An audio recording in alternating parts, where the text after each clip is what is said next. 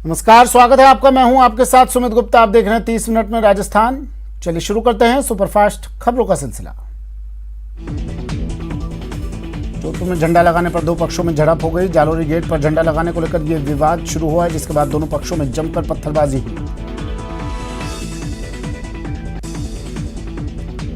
विवाद के बाद मौके पर पुलिस पहुंच गई और हल्का बल प्रयोग कर लोगों को खदेड़ दिया। पुलिस ने जालोरी गेट चौराहे के सभी रास्ते बंद कर दिए और शहर में इंटरनेट सेवा बंद कर दी गई। जोधपुर की घटना को सीएम अशोक गहलोत ने दुर्भाग्यपूर्ण बताया और सभी से शांति बनाए रखने की अपील की है। उन्होंने कहा कि हिंसा का माहौल किसी के हित में नहीं है।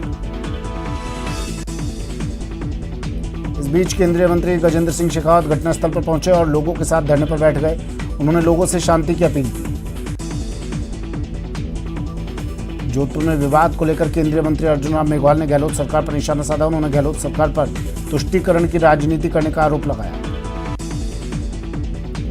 जोधपुर में विवाद पर बीजेपी प्रदेश अध्यक्ष सतीश पूनिया ने गहलोत सरकार पर निशाना साधा। उन्होंने कहा कि सरकार दंगाइयों को संरक्षण दे रही है और अराजक तत्व प्रदेश को अपनी गिरफ्त में ले चुके हैं।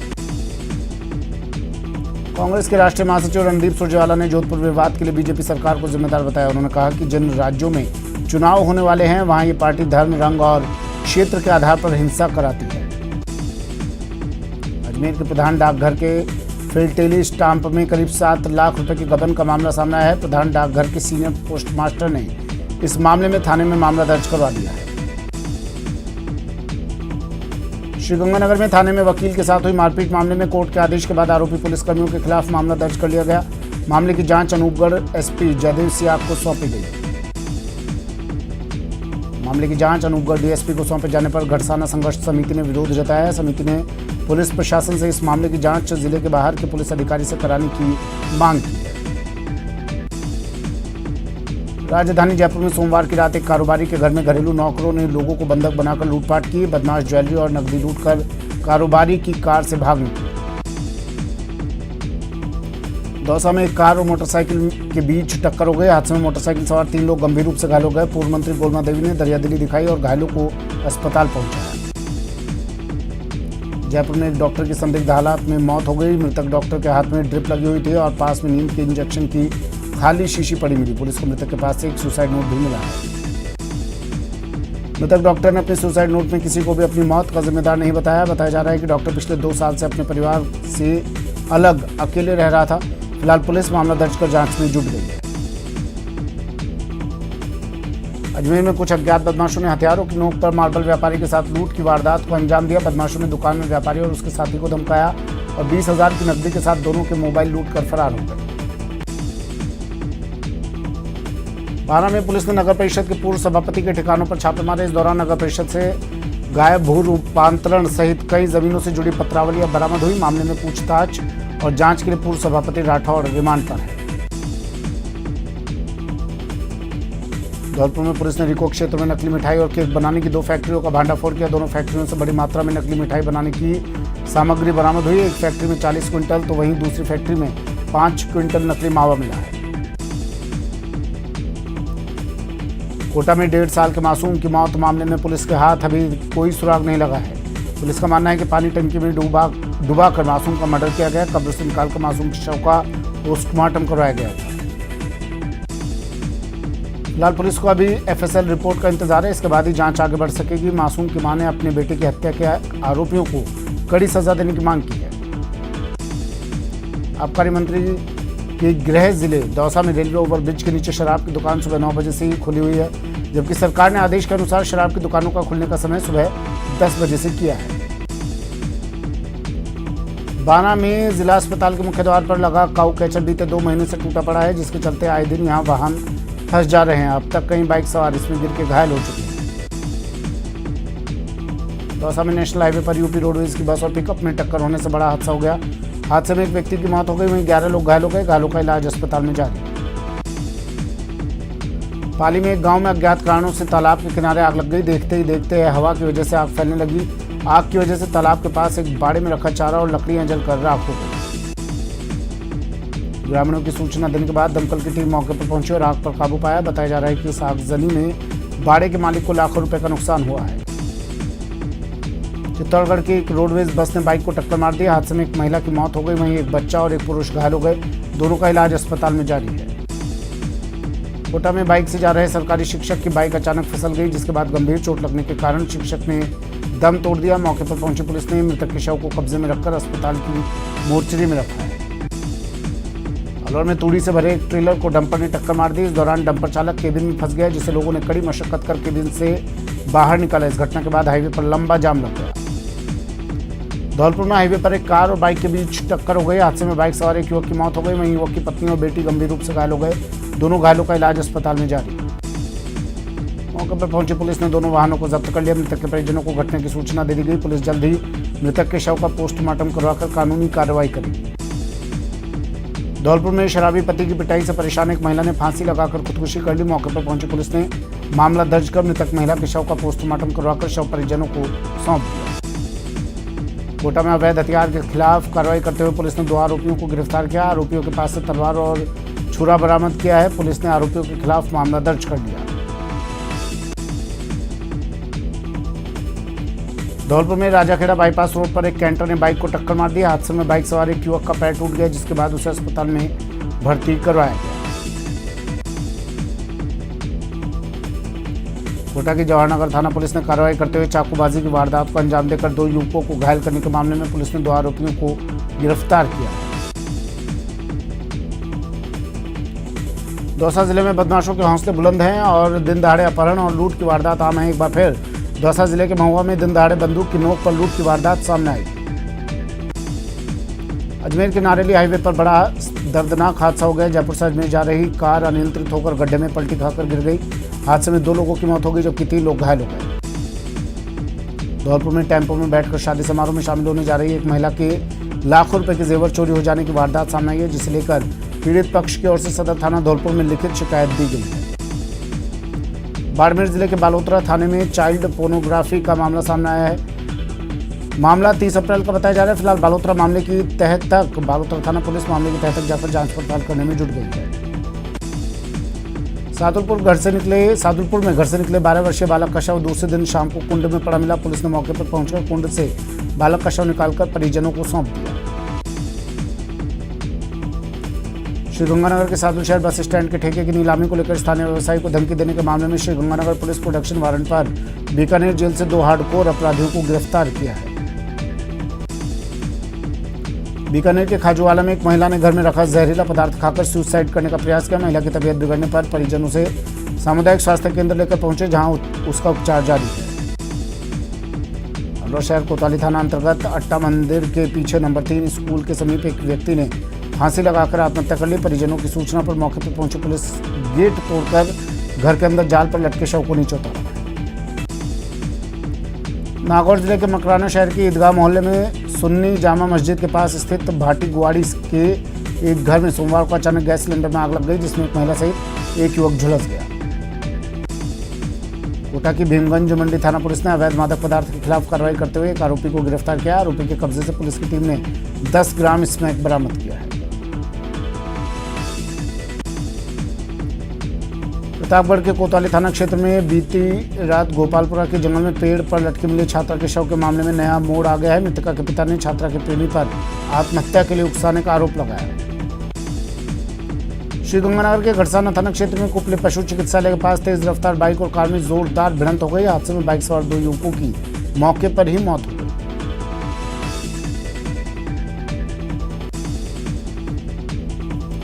जयपुर में आमजन की सेहत के साथ खिलवाड़ का मामला सामने आया है। सोमवार को हरमाड़ा इलाके में पुलिस ने मिलावटी पनीर बनाने की एक फैक्ट्री पर छापा मारा। पुलिस ने फैक्ट्री से करीब 400 किलो नकली पनीर और 200 लीटर दूध को जब्त किया। दौसा शहर में दिन दहाड़े एक सूने मकान में चोरी करने वाले आरोपी को पुलिस ने गिरफ्तार किया। दरअसल 26 अप्रैल को राजविहार कॉलोनी में रहने वाले तरुण कुमार और उनकी पत्नी स्कूल में चली गई थी।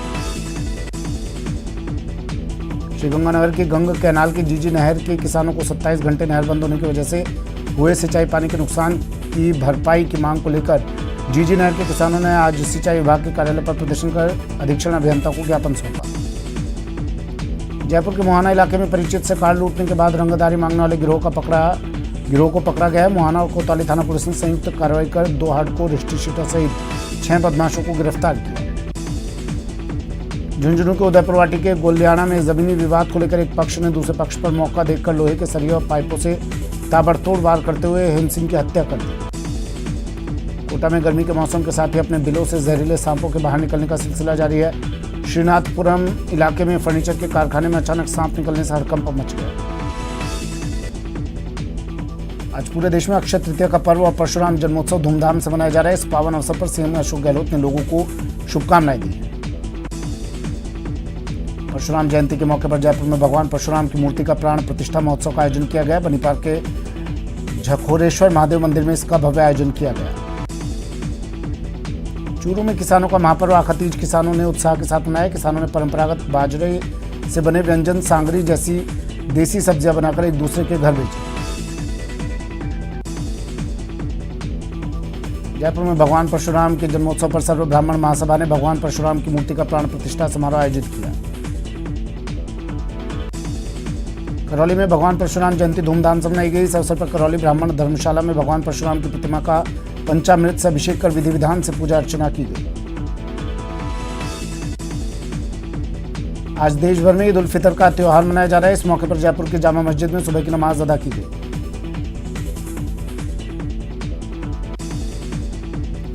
सीएम अशोक गहलोत ने प्रदेशवासियों को ईद की मुबारकबाद दी। मुख्यमंत्री ने सभी मुस्लिम धर्मावलंबियों से प्रदेश की खुशहाली, सौहार्द, सद्भावना और अमन चैन की दुआ करने की अपील की। अजमेर में विश्व प्रसिद्ध महान सूफी संत हजरत ख्वाजा मोइनुद्दीन चिश्ती की दरगाह में मुस्लिम समाज के लोगों ने नमाज अदा की। ईद के इस खास मौके पर मुस्लिम परिवारों में खीर और सेवइयां बनाई गई। पाली में मुस्लिम समाज ईद का त्यौहार धूमधाम से मना रहा है। इस दौरान ईदगाह में मौलाना ने ईद की नमाज अदा करवाई। नमाज के बाद मौलाना दानिश कपिल का साफा पहनाकर स्वागत किया गया। चित्तौड़गढ़ में ईद की सामूहिक नमाज को लेकर पुलिस ने भी यातायात व्यवस्था में परिवर्तन किया। ईदगाह की ओर आने वाले ट्रैफिक को दूसरे रास्तों पर परिवर्तित किया गया।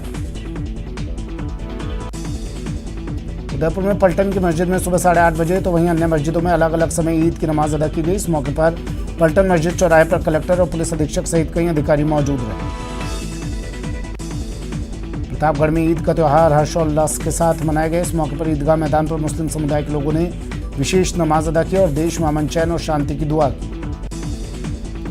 नमाज के दौरान ईदगाह मैदान पर पुलिस ने कड़ी सुरक्षा व्यवस्था रखी। हजारों की संख्या में जुटे मुस्लिम समुदाय के लोगों ने एक दूसरे को गले लगाकर ईद की बधाइयां दी।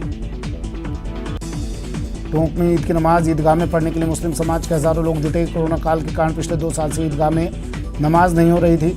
2 साल बाद मौलवी ने ईद की नमाज अदा करवाई। जयपुर में ईद उल फितर पर ईदगाह में अनोखा नज़ारा देखने को मिला। हिंदू संगठन के लोग तिलक लगाकर भगवा गमछे पहनकर ईदगाह में आने वाले नमाजियों का स्वागत करते हैं। प्रतापगढ़ जिले में आज दाऊदी बोहरा समुदाय की ओर से ईद का त्यौहार बड़े हर्षोल्लास के साथ मनाया गया। इस दौरान मस्जिदों में ईद की विशेष नमाज अदा की गई। 12 में ईद उल फितर की नमाज सामूहिक रूप से ईदगाह पर आयोजित की गई। इस दौरान हर साल की तरह इस साल भी नगर परिषद ने नमाजियों के स्वागत में टेंट तो लगाए, लेकिन ईद की बधाई देने कोई जनप्रतिनिधि वहां नहीं पहुंचा। श्रीगंगानगर में ईद उल फितर के अवसर पर पुरानी आबादी स्थित ईदगाह में सैकड़ों मुस्लिमों ने ईद की नमाज अदा की। स्थानीय विधायक राजकुमार गौड़ ने ईदगाह पहुंचकर सभी को ईद की मुबारकबाद दी। बीकानेर में भी आज हर्षोल्लास के साथ ईद उल फितर आज मनाया गया। सुबह बड़ी ईदगाह मैदान में ईद की मुख्य नमाज अदा की गई। हजारों मुस्लिम भाइयों ने खुदा की बारगाह में सजदा पेश कर देश में अमन और तरक्की की दुआ मांगी। चूरू के सुजानगढ़ में ईद के अवसर पर हजारों की संख्या में मुस्लिम भाइयों ने खुदा की बारगाह में सिर झुकाकर अपने गुनाहों की तौबा की और देश दुनिया में अमन चैन की कामना की।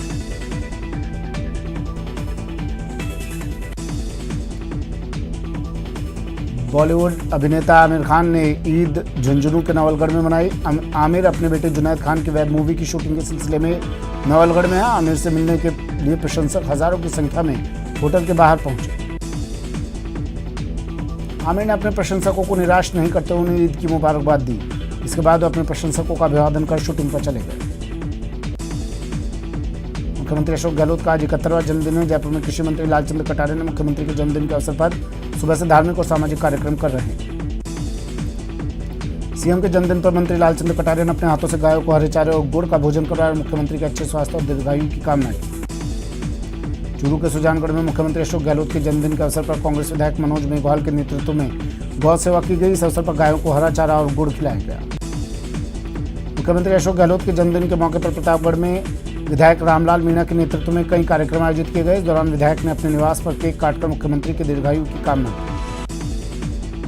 सीएम अशोक गहलोत के जन्मदिन पर प्रदेश भर में कई कार्यक्रमों का आयोजन किया जा रहा है। इस मौके पर राजस्थान राज्य खेल परिषद उपाध्यक्ष सतवीर चौधरी की ओर से जयपुर के SMS स्टेडियम में 3 दिवसीय खेल प्रतियोगिता का शुभारंभ किया गया। जयपुर में कांग्रेस पार्टी की ओर से आज जिले भर में मुख्यमंत्री अशोक गहलोत का जन्मदिवस मनाया जा रहा है। सीएम के जन्मदिवस के मौके पर जगह जगह कांग्रेस कार्यकर्ता सेवा कार्य में कर रहे हैं। भाजपा के राष्ट्रीय अध्यक्ष JP नड्डा 10 मई को श्रीगंगानगर के सूरतगढ़ आएंगे। नड्डा वहां संभाग स्तरीय कार्यकर्ता सम्मेलन में शामिल होंगे और भाजपा कोर कमेटी और प्रदेश स्तरीय पदाधिकारियों की बैठक लेंगे। कोटा में पेयजल की सप्लाई नहीं होने से इटावा नगर की आधी आबादी के लोगों ने पर पीने के पानी का संकट छा गया। अक्षय तृतीया और ईद के मौके पर लोग पीने के पानी के लिए तरसते नजर आए।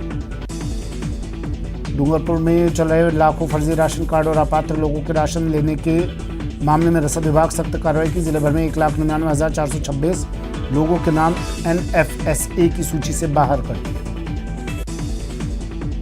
फिलहाल इतना ही, दीजिए इजाजत, नमस्कार।